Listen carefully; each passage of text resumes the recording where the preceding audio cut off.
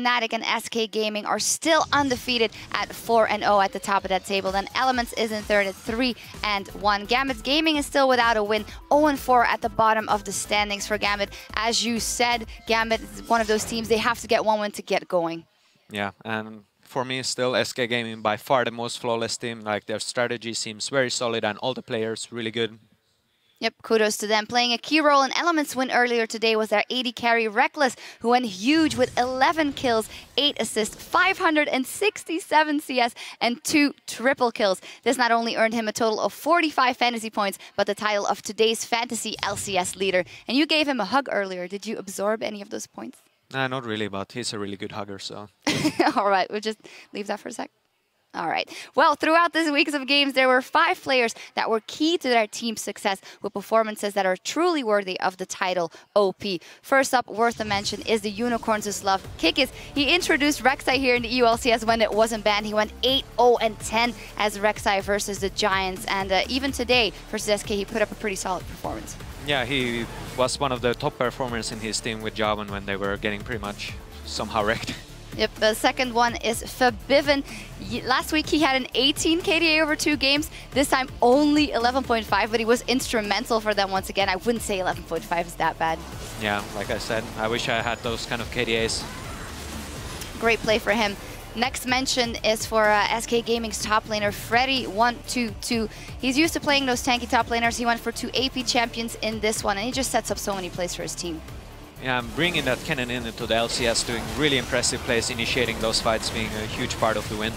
Yep, they actually had a 396 GPM, that is through the roof. Next up is Elements' mid laner, Froggen. Fantastic for him, and I feel like this is the Froggen we've come to know and love beforehand. He's really been able to rack up those kills and actually had an 87.80 kill participation in 2 games. Yeah, it's the god tier Froggen we all know very well.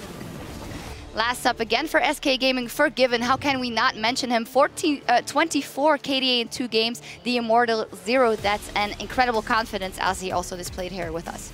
Yeah, he was really confident and I don't see any reason why he shouldn't be. He was doing so good.